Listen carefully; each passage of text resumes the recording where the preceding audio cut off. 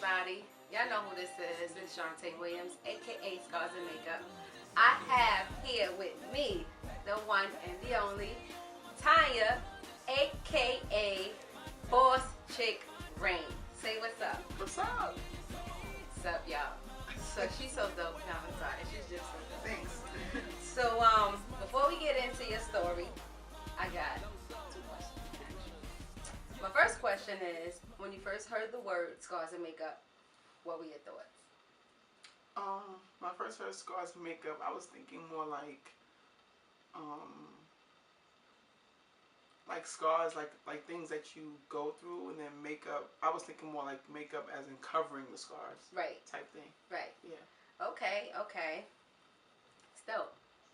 So my next question to you is, what does Scars and Makeup represent to you?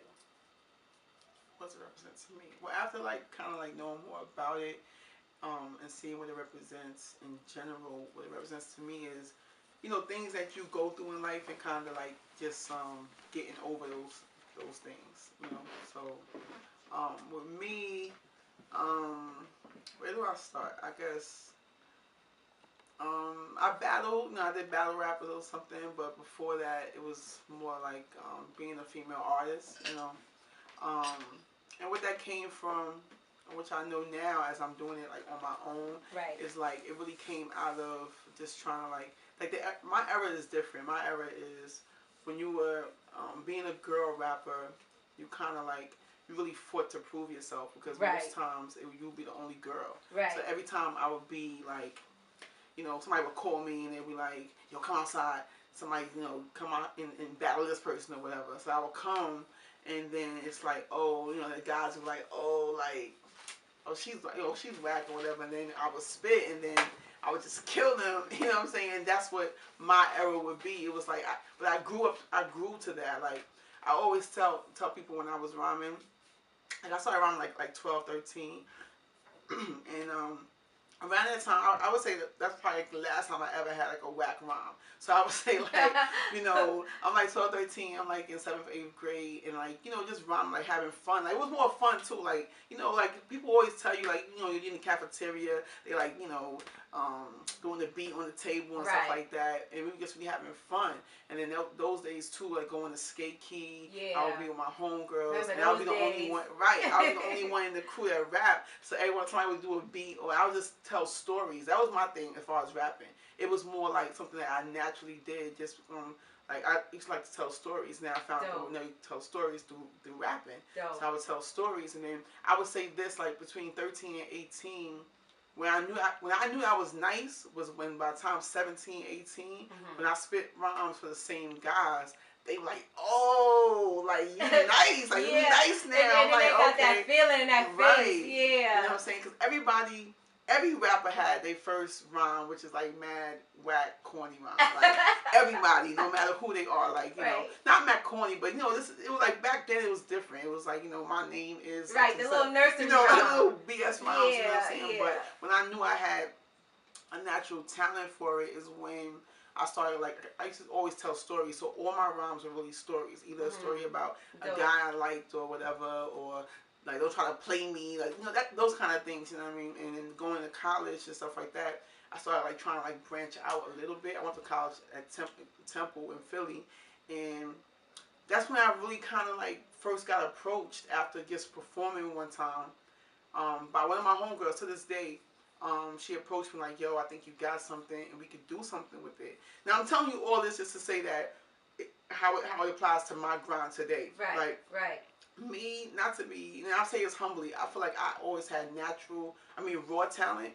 Right. And there is raw talent in rap. Even though raw talent is not really existent today in rap, you don't really see it. When I say raw talent, I just mean someone that when they rhyme or they get their story out, it's something that is unique to them. Right. That is just when they do it to in front of other people, they feel it. I can't explain it, but raw talent is raw talent. It's not commercial. It's not. It's right. raw. I understand. And right. I've through the years, I've had 3 major opportunities to go to the next level. But that's why I'm telling my Scars and Makeup story from that point is that from early, so this is 17, 18, my homegirl came to me. She had connections early. She's the same age as me now.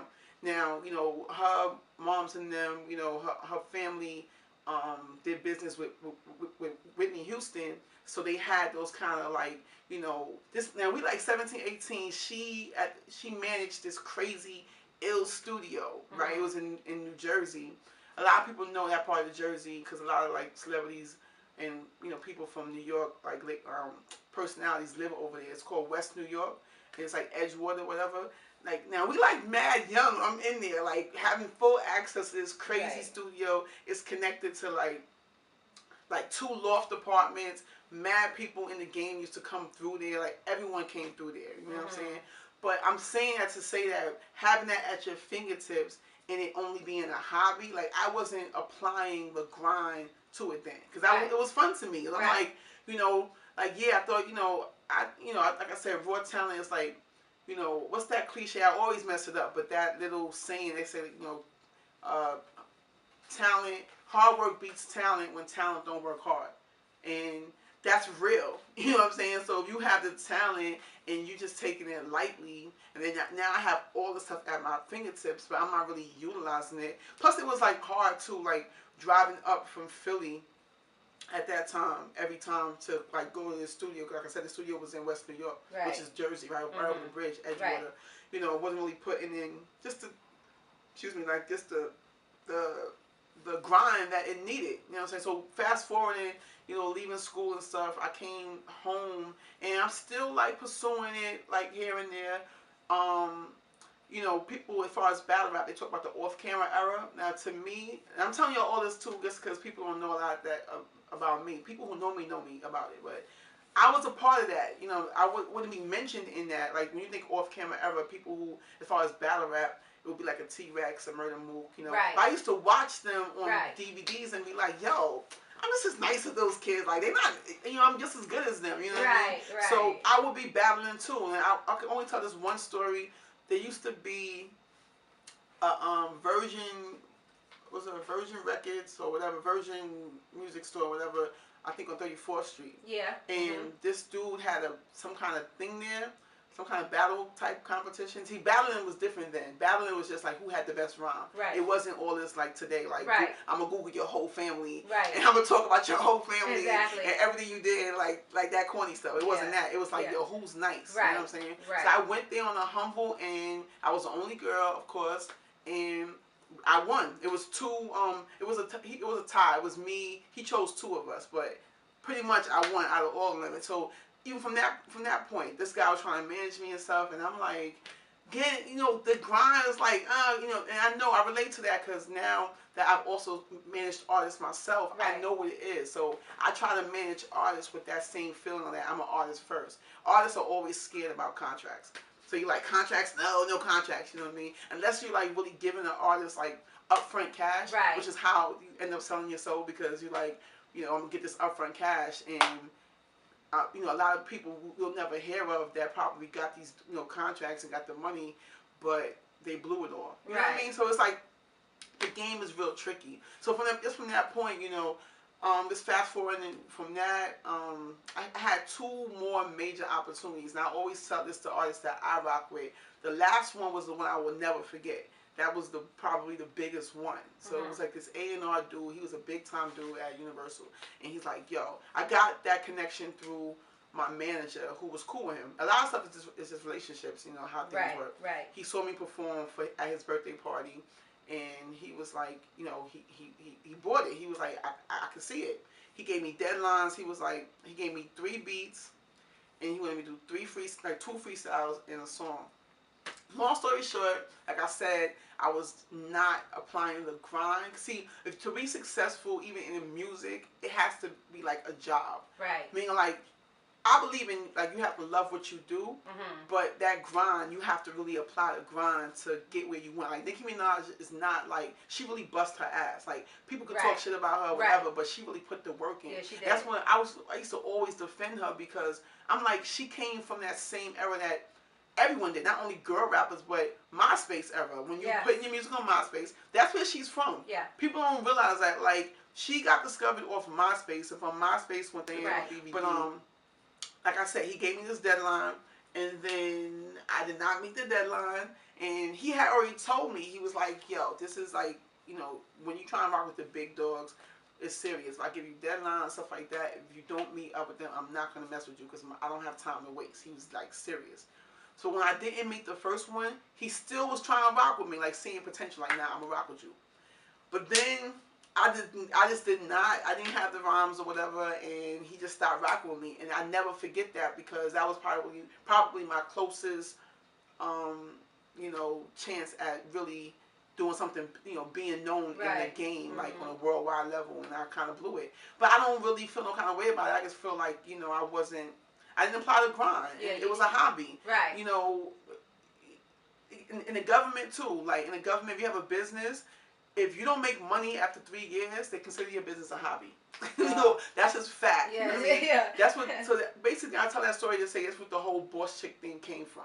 It came from that, and then it came from after that point, me still pursuing it, trying to record, and then fast forwarding up. Like now, like I said, never had to pay for studio time. You never had to pay for nothing. Mm-hmm. So now you get to a point where I'm still trying to do it, but now it's not that easy. I don't have these banging studios at my fingertips. Some people are still offering things, but now they want to offer things with contracts. Being like, stuff like that. So fast forwarding past that point, with battle rap, like I said, I was still on my grind as an artist. People who I knew and stuff like that, they knew me as a rapper, like raine rapper. I used to run around all the spots, open mics and stuff like that, doing all that. And then somebody hit me up like, yo, this thing called Queen of the Ring, it's gonna be these girl rappers, you should try it. Now I'm gonna tell you, the only reason why I wasn't at the first one, they won't know, this is just my story, you know what I'm saying? I wasn't at the first one because I did some, I'm gonna call it like some sucker shit, meaning like I wanted to see what it was about first before I hopped in it. I really wish I would have just did it because I could have competed with the first wave, you know what I'm saying? But after that, I went as a media though. I had established or was trying to establish Bosschick TV, and Bosschick TV was pretty much gonna be, like a female smack. Right. But the part I'm leaving out though is that before that, it's like a whole bunch. I'm just trying to just get it all out. But before that, me and my homegirl, we were running around as we called ourselves the ladies' room magazine, right? And we was running around getting interviews from like all girl rappers, like, so I ran, Lady Luck, whoever, Babs, we were at everything. DVD Awards, Big State Awards, like back when all that stuff was popping. Right. This chick, Reese Steele, we knew that she was gonna blow up because we saw that girl everywhere. Like she was really on her grind. Right. So I got vintage footage of all that. Like she would get bust around, stuff like that. So that emerged to Bosschick TV after me and my homegirl was doing her own thing. Right. She had a baby and stuff like that, so she wasn't really focused on it. So I'm like, I'm gonna keep doing it. Right. Bosschick TV. So I'm at the first Queen of the Ring thing with my camera. I got interviews and all that. You know what I mean? And then, of course, I'm still an artist though. Right. So I decided to still do the Queen of the Ring thing. I thought I saw what it was. I'm like, oh, I could do this. Like that's light. But by the time I think I went was their second event, it was a lit situation. It was like the third event. I can't think of the whole thing, but I know Jewels was in the building because it was more like a big ups to Huddy Six had passed, and that was like a tribute to him. So it was lit in there. You know what I mean? I went. Peace to Hud Six. Yeah, R.I.P. definitely. And I went to me too. Like when I look at my rap life, like career, I know why I didn't go as far as I could have went because, like I said, like it's a grind. So when people get mad at people who they think is whack, that's popping, it's because they really be on their grind. They apply, they hustle to the rap, and of course, well, there's other things involved too, but it really is that work ethic, you know what I mean? But that was one particular show that I really hustled. So I had like 40 people on deck, like paid tickets and all that to come see me. It was lit in there, and I did my first battle. I battled Norma Bates. I think it's a classic. You can go check it out, Yeah, definitely. And fast forwarding along in that, I had an up and down battle. See, that's what I'm trying to tell you about Scar's makeup story. I had an up and down battle rap career. Like, I was choking in battles. I wasn't preparing because now I'm still doing my Bosschick thing.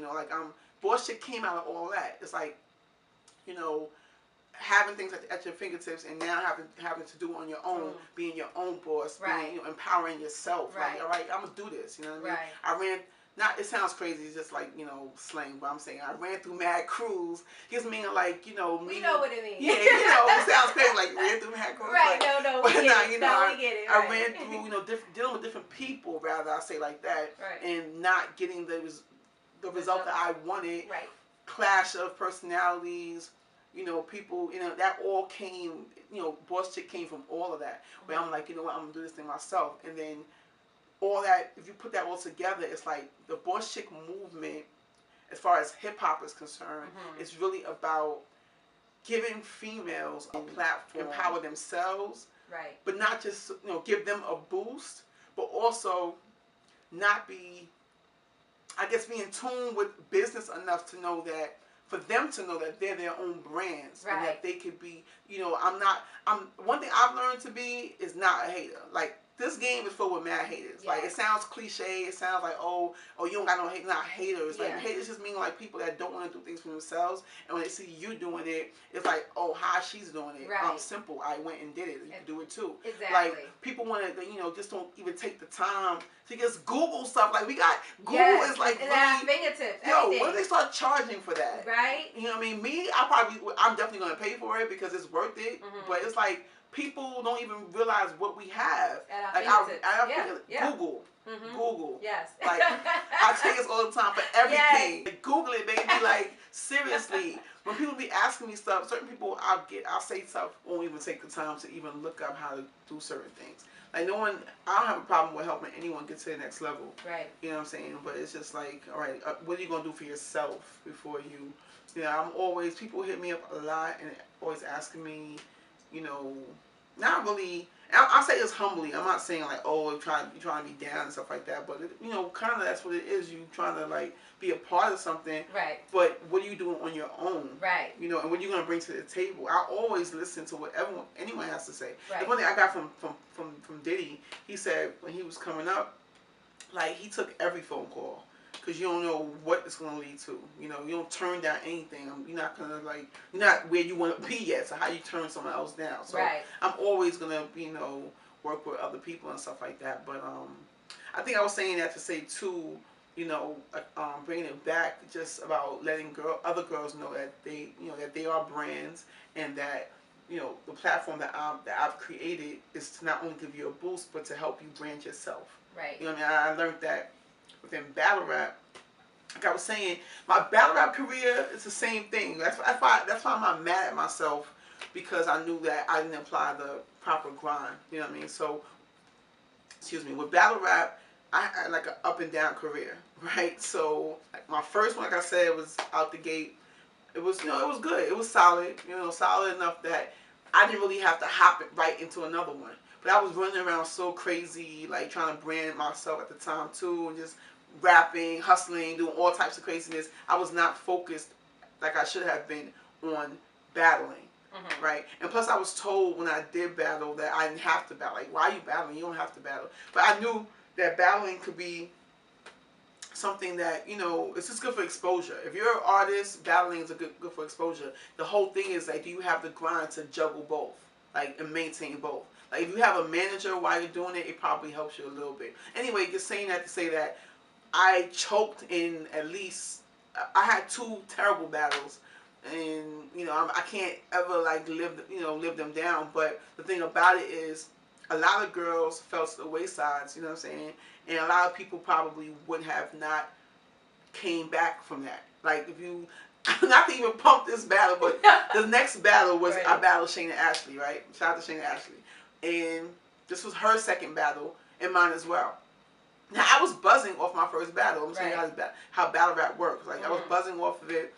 And like I said, I did not prepare as well as I should have. Last minute stuff. And with battle rap, you cannot do that, because you, like, with music, you can rely on the beat. Like, you can, like, you know, if you don't prepare for a studio session, unless it's paid time, and you're not on point, it's different, but you can kind of, like, just lean on the beat. And worst case scenario, they can punch you in or fix stuff. With battle rap, it's not like that. Right. It's live. You get one shot, one chance to get it out, and that's it. You have to execute. Right. It's battle rap is really about execution. And for girls, that's the whole thing.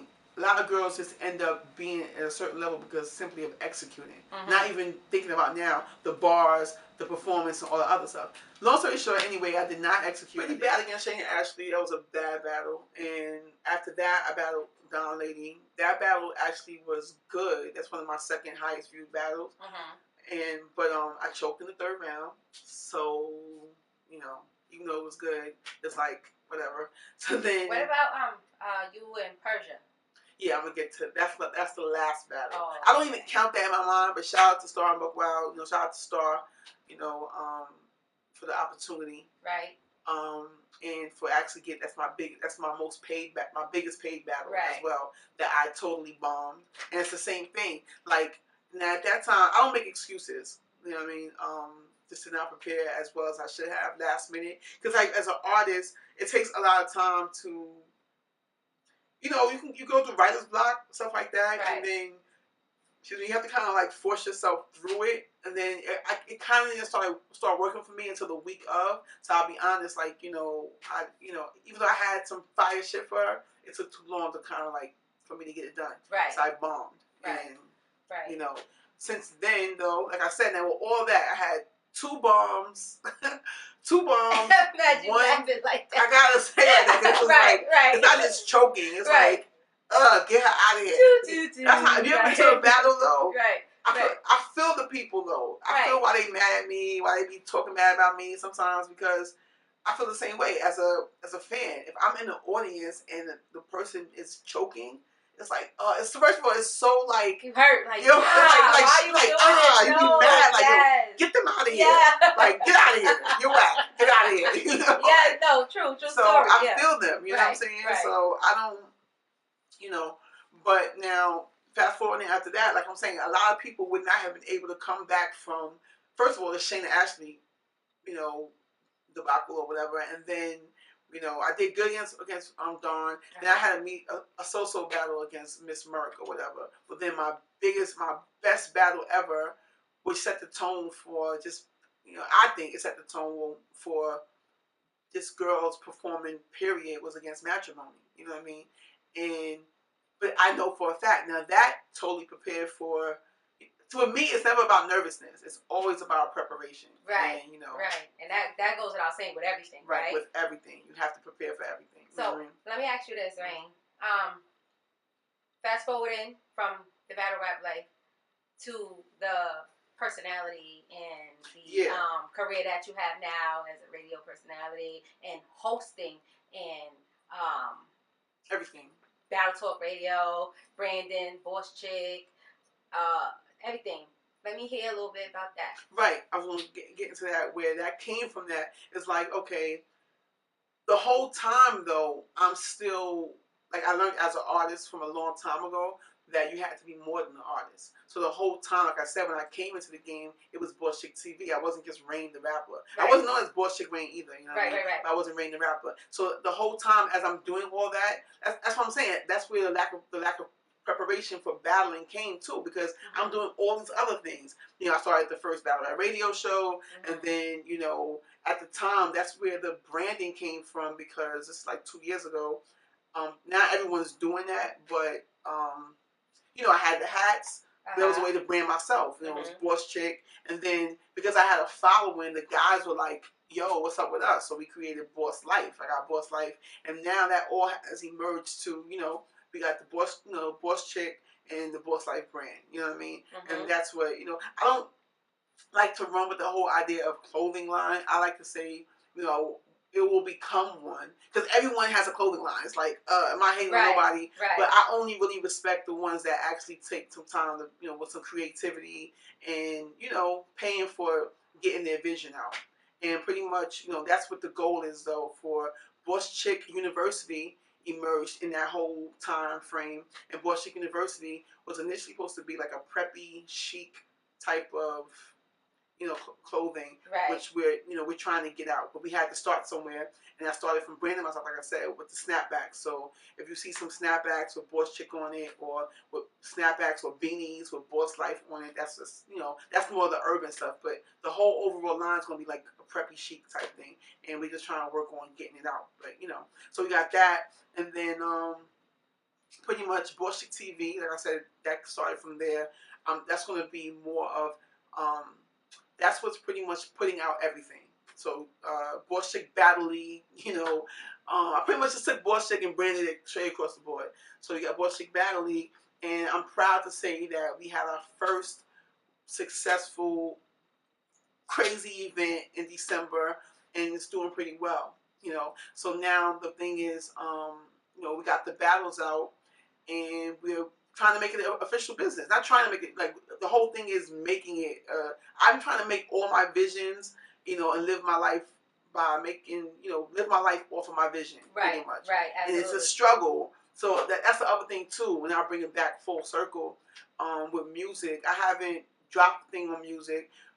Let me tell you this about Scars and Makeup too. It's like I went from managing to managing artists. Now that has been a struggle. I'm gonna be honest.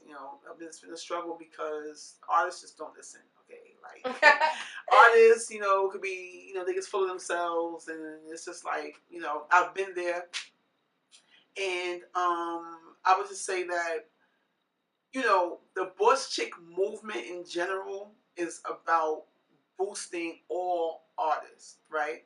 And I still have this vision in my head of doing something that has never been done in hip hop, which is there's never been a female crew, like a Diplomats, G Unit, D Block, Locks, all that. There's never been no girls ever. But you know what? As I'm trying to make that happen, I know why. I was about to ask you that. Do you know why?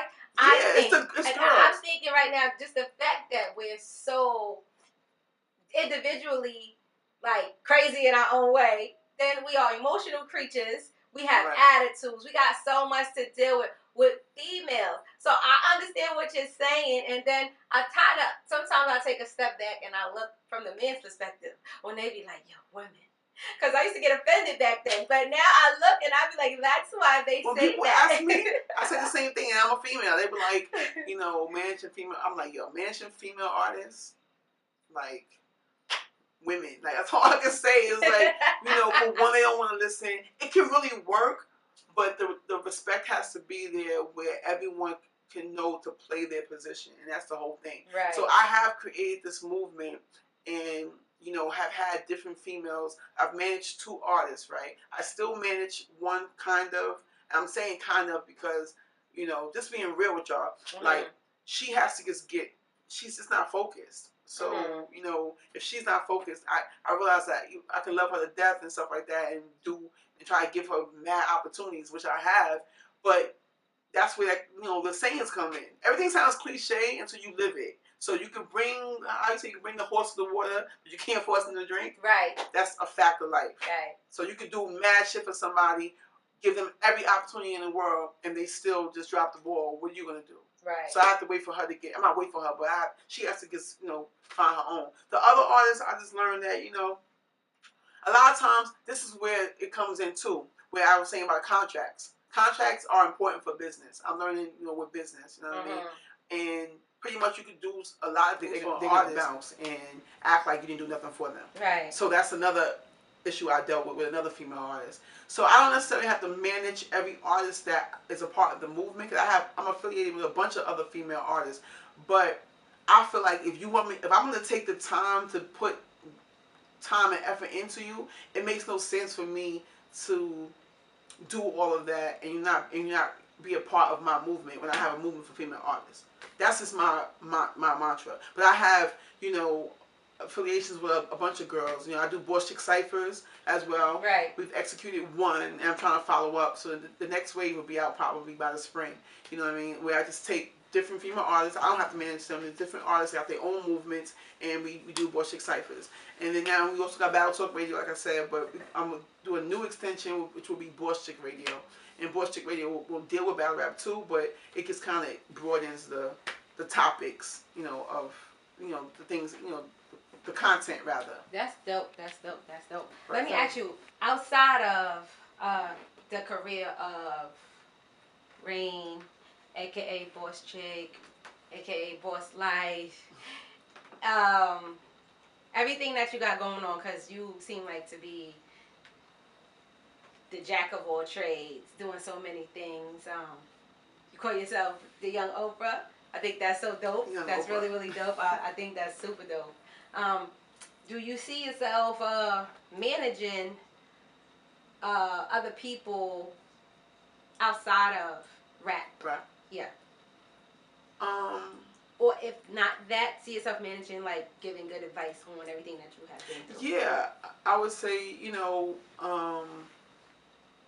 another extension would be, Bosschick Consulting. You know what I mean? Dope. Like, I would love to, to start that. You know what I mean? As I can only just tell people my story and then just try to like organize it so that it works for them. Mm-hmm. You know what I mean? Like, and pretty much just give them the steps that I think works. You know what I mean? So definitely, I wanna expand beyond rap. Of course, that's why I'm trying to do different things. But the battle rap thing keeps pulling me back because it's still just it's a very raw thing that hasn't really been touched yet. And it's Yeah, y'all. Once again, it's Shantae, aka Scars and Makeup. Definitely sitting here with the one and the only Bosschick Raine. So I just want to say thank you for the interview. Super exclusive. You heard it here first. Scars and Makeup. She told her story. That's what it is. You don't like it, so what? So I know you got hashtags, AKAs, brand. Shouts out. Do what you gotta do. yes, shout out the whole Boss Life brand. Heineken, Easy, Rick, all Boss. That's all winter, and of course Bosschick. You know what I'm saying? Shout out to Bosschick University. All my Boss chicks out there, Boss ladies, Boss mamas. All females that's out there that's doing your thing and just on your grind. And definitely you could check me out, Bosschick Raine, on all social media, Facebook, Twitter, Instagram, as well as Bosschick University, Bosschick_University, and Bosschick_U on Twitter, as well as the Boss Life brand on all social media, Facebook, Twitter, and Instagram. Battle Talk Radio, like the fan page on Facebook. It's also on Instagram, and pretty much the whole movement. Just hit me up if you would like to be a part of the movement, or any female rappers that need more exposure, or just want to be a part of the ciphers. You can hit me up at bosschickraine@gmail.com. Yeah, that's pretty much it. So, one love. Scars and Makeup, y'all. Scars and Makeup is a movement that's coming soon. For more details, more info, log on to scarsandmakeup.com. Cheap. This for the hood, man.